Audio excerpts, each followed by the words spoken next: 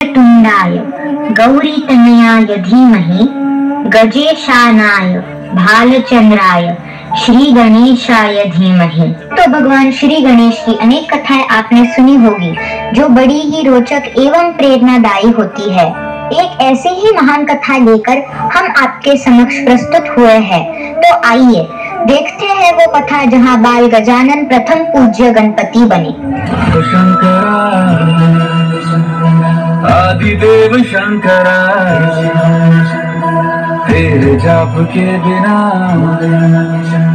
चले ये सांस किस तरह। मेरा कर्म तू ही जान, क्या बुरा है क्या भला। तेरे रास्ते पे मैं तो आंख मूंद के चला। तेरे नाम की जोत में सारा लिया तमस मेरा। नमो नमो शंकरा भोलेनाथ शंकरा नाथ शंभु शिवाय शंकरा। नमो नमो की जय, महादेवी पार्वती की जय। आप सभी देवगण के यहाँ एकत्र होने का कारण ज्ञात है मुझे। असुरों की संपूर्ण सेना देवलोक पर आक्रमण करने वाली है। किंतु प्रभु, कब तक हम असुरों के आतंक से ग्रस्त रहेंगे? आए दिन एक नया असुर हम पे आक्रमण कर देता है। एक असुर नष्ट होता नहीं, एक नया असुर उसके स्थान पर स्थित हो जाता है। क्या सभी असुरों के अंत का एक स्थायी उपाय नहीं है?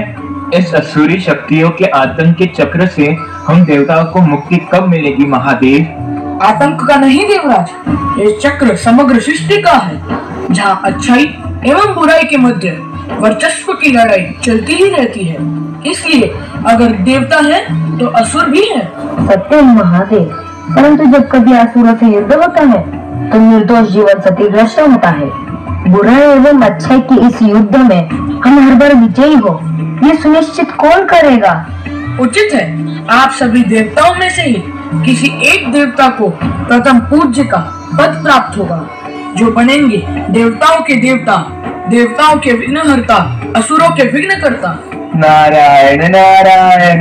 अब प्रश्न ये है, कौन है देवताओं में सर्वोत्तम, जिसे हर कोई पूजेगा सर्वप्रथम? मेरे विचार से प्रथम पूजनीय देव के पद पर इंद्रदेव ही विराजमान होने चाहिए, क्योंकि देवराज इंद्र है समग्र देवताओं के अधिपति, और इंद्रदेव ही तो है जो करवाते हैं वर्षा, जिससे उत्पन्न होता है अन्न और प्राप्त होता है यज्ञ द्वारा देवताओं को भोजन। निसंदेह देव ऋषि नारद के कथन से मैं सहमत हूँ, यदि आप सभी को स्वीकार हो तो। नहीं, मुझे स्वीकार ही नहीं। मैं अग्निदेव, बिना मेरे किसी भी देवताओं को यज्ञ द्वारा आहुति प्राप्त नहीं होगी। मेरे अग्नि स्वरूप में दी जाने वाली आहुति मेरी पत्नी स्वाहा स्वीकार कर सभी देवताओं तक पहुंचाती है। अगर मैं अपना कार्य ना करूं तो सभी देवता अपना बल खो देंगे। इसलिए प्रथम पूज्य का पद मुझे ही प्राप्त होना चाहिए। अग्निदेव मत भूलिए, मैं पवन देव और मेरी अनुपस्थिति में आपका कोई अस्तित्व नहीं। किसी भी जीव को जीवित रहने के लिए प्राण वायु की आवश्यकता होती है। अगर मैं अपना कार्य न करूं तो संसार में कोई जीवित नहीं रहेगा। सर्वश्रेष्ठ देवता तो मैं हूँ। अग्निदेव, पवन देव, आप भूल रहे हैं। यदि मैं सूर्य देव उदय होना बंद कर दूं तो संपूर्ण काल चक्र रुक जाएगा। पशु पक्षी जीव जंतु मनुष्य वृक्ष आदि कोई जीवित नहीं रहेगा। समग्र सृष्टि का अंत हो जाएगा। इसलिए प्रथम पूज्य का पद मुझे ही मिलना चाहिए। मैं कर्म फलदाता शनिदेव प्रत्येक जीवों को उनके कर्मों का फल प्रदान करता हूँ, चाहे वो देव हो, दानव हो या फिर मनुष्य। हर कोई मेरे प्रकोप से डरता है। अग्निदेव, पवन देव एवं सूर्य देव ने स्वयं के अस्तित्व का महत्व तो समझा दिया, परंतु मैंने इस संसार के प्रत्येक जीव को उनके कर्मों का महत्व समझाया है। अच्छे कर्मों से व्यक्ति स्वयं अपना भाग्य विधाता बन सकता है। इसी कारणवश कर्म का महत्व समझाने वाले न्याय के देवता ही बनने चाहिए प्रथम पूज्य। शनिदेव, निसंदेह आप प्रत्येक जीवों के कर्मों का न्याय कर उन्हें योग्य फल प्रदान करते हैं, परंतु मैं यमदेव उनके कर्मों का हिसाब कर उन्हें स्वर्ग या नर्क प्रदान करता हूँ। अगर मैंने अपना कार्य रोक दिया तो किसी को मृत्यु का भय नहीं रहेगा और इस संसार में मृत्यु चक्र थम जाएगा। इसी कारणवश मैं ही हूँ सर्वश्रेष्ठ देवता। शांत हो जाइए आप सब। हम देवताओं को इस प्रकार लड़ना शोभा नहीं देता। मैं कार्तिकेय महादेव का ज्येष्ठ पुत्र, देवताओं का सेनापति, असुरों के साथ होने वाले प्रत्येक युद्ध में देवताओं को विजय बनाता हूँ। तो क्या मैं सर्वश्रेष्ठ देवता हुआ? नहीं, सर्वश्रेष्ठ देवता कौन है इसका निर्णय स्वयं महादेव करेंगे। हाँ हाँ, हमें स्वीकार है। महादेव ही प्रथम पूज्य देवता चुनेंगे। देवी पार्वती, आपके पास कोई सुझाव है? कौन बनेगा प्रथम पूज्य? महादेव, मेरे मंतव्य से तो सभी देवता अपने आप में ही सर्वश्रेष्ठ हैं। किसी एक देवता से यह संसार चलेगा नहीं और दूसरी ओर किसी एक देवता की अनुपस्थिति में भी यह संसार नहीं चलेगा। सभी देवताओं का अपना एक महत्व है। सभी देवता एक दूसरे के पूरक हैं। देवी, आपका कथन उचित है, परंतु प्रथम पूज्य का पद किसे प्राप्त होगा, इस बात का भी निर्णय लेना है। पिताश्री, मेरे पास एक सुझाव है। क्यों ना सभी देवताओं के बीच एक प्रतियोगिता आयोजित करें? उचित है पुत्र गजानन। प्रतियोगिता में भाग लेने से व्यक्ति के अंदर छुपी प्रतिभा उत्तीर्ण होती है। प्रथम पूज्य कौन होगा, इस बात का निर्णय प्रतियोगिता से ही होगा। सभी देवगण अपने वाहन पर बैठ संपूर्ण ब्रह्मांड की परिक्रमा करेंगे। यह दौड़ कैलाश से प्रारंभ होगी। त्रिलोक में स्थित सभी तीर्थ, काशी, हरिद्वार, ऋषिकेश, गंगा, सागरपुरी और द्वारका होते हुए पाताल लोक के सभी तीर्थ, राजा बलि का नगर, नागलोक, स्वर्गलोक, सूर्यलोक, नवग्रह के तीर्थ, ब्रह्मलोक, मोहरलोक, वैकुंठ एवं गौलोक से होते हुए कैलाश लौटेंगे। कल प्रातःकाल इस प्रतियोगिता का प्रारंभ होगा। महादेव, क्या मेरा पुत्र गजानन इस प्रतियोगिता में भाग नहीं लेगा? पिताश्री, मैं भी प्रतियोगिता में भाग लूंगा। अब तो मेरे पास मेरा वाहन मूषक राज भी है।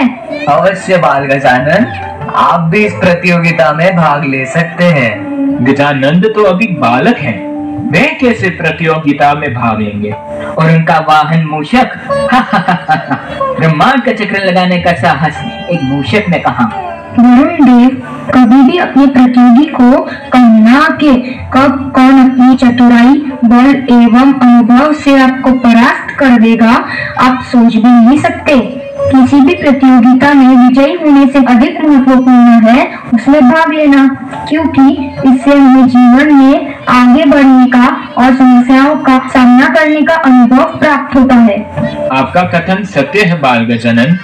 प्रथम पूज्य देवता की इस प्रतियोगिता में विजय होने के लिए आपको सभी तीर्थ एवं ग्रहों से विभूति, चंदन एवं रत्न लाने होंगे, जो प्रमाण बनेंगे कि आपने अपनी दौड़ पूर्ण की है। महादेव शिव शंभू की जय, महादेवी पार्वती की जय। अगली प्रातः सभी देवगण कैलाश पर पहुँचते हैं। प्रथम पूज्य बनने की प्रतियोगिता प्रारंभ होती है। सभी देवगण पृथ्वी लोक के सभी तीर्थ से पाताल लोक की तरफ प्रयाण करते हैं, परंतु बाल गणेश अपने मूषक के साथ कैलाश के बाहर तक नहीं निकल पाते। बाल गजानन, तुम पुनः क्यों लौट आए? देव ऋषि नारद जी, मेरे वाहन मूषक राज जरा धीरे धीरे चलते हैं। इस धीमी गति के साथ इतने बड़े ब्रह्मांड की परिक्रमा करना तनिक कठिन है, इसलिए मैं उस बड़े ब्रह्मांड की प्रतिरूप की परिक्रमा करूंगा। तात्पर्य क्या है आपका बाल गजानन? देव ऋषि नारद जी, किसी बालक के लिए उसका संपूर्ण संसार उसके माता पिता ही तो है। माता पिता के चरणों में सभी तीर्थ तो होते हैं। माता पिता के हाथों में नवग्रह का तेज होता है। माता पिता की गोद एक बालक के लिए किसी स्वर्ग या ब्रह्मलोक से कम नहीं। जहाँ मेरे पास मेरे माता पिता की परिक्रमा करने की सुविधा है, तो मैं ब्रह्मांड की परिक्रमा क्यों करूं? इसलिए मैं उस बड़े ब्रह्मांड के प्रतिरूप की परिक्रमा करूंगा।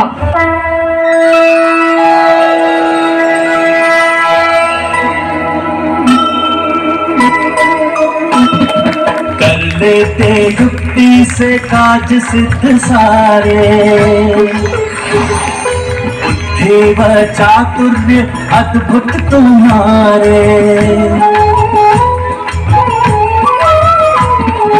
वाहन है मूस सुमुख है विशाल काय, परिक्रमा हेतु करेंगे कुछ उपाय। जय गणेश जय गणेश जय गणेश देवा, माता जानी पार्वती पिता देवा।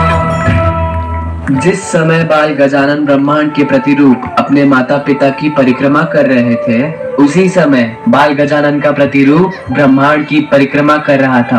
अर्थात सभी देवताओं के लौटने से पूर्व ही बाल गजानन ने अपनी परिक्रमा पूर्ण कर ली है। अर्थात बाल गजानन विजयी हुए। बोलो बाल गजानन की जय। आज बाल गजानन ने ये सिद्ध कर दिया, व्यक्ति के किसी भी परिस्थिति को देखने का सकारात्मक दृष्टिकोण, बुद्धि एवं साहस उसे किसी भी चुनौती में उत्तीर्ण कर सकता है। आज से यह समग्र संसार बाल गजानन को विघ्नहर्ता प्रथम पूज्य श्री गणेश के नाम से जानेगा। श्री गणेश बुद्धि, विद्या एवं कला के देव कहलाएंगे। धर्म का पालन करने वालों के लिए विघ्नहर्ता और दुष्ट जीवों के लिए विघ्नकर्ता बनेंगे गणेश। जो भक्त पूर्ण श्रद्धा से भगवान श्री गणेश की आराधना करेगा, उस भक्त के कुंडली से सारे दोष एवं जीवन के सारे कष्ट दूर हो जाएंगे। किसी भी शुभ कार्य में किए जाने वाले पूजा या यज्ञ से पूर्व प्रथम पूज्य श्री गणेश की पूजा की जाएगी। बोलो भगवान श्री गणेश की जय। ओम लंबोदराय नमः। ओम एकदंताय नमः। ओम बुद्धिदाताय नमः। ओम सिद्धिदाताय नमः।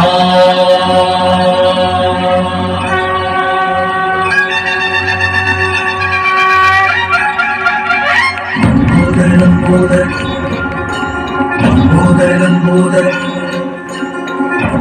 लंबोदर लंबोदर लंबोदर।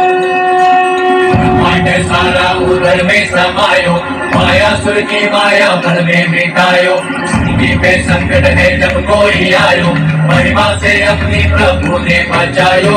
लंबोदर लंबोदर लंबोदर लंबोदर विघ्न हरता बुद्धि विधाता, जय जय गजानन हे सिद्धिदाता। लंबोदर लंबोदर लंबोदर लंबोदर लोग मेरे घना संकट है छाया, माया से माया सुर ने बंदी बनाया। लंबोदर रूप धर आए गणेशा, नामों को बंधन से मुक्त कराया। लंबोदर लंबोदर विघ्न हरता बुद्धि विधाता, जय जय गजानन हे सिद्धिदाता। लंबोदर लंबोदर प्रेम से चाकुल प्रभु का है गाता, मोह माया से है सदा पार पाता। लंबोदर लंबोदर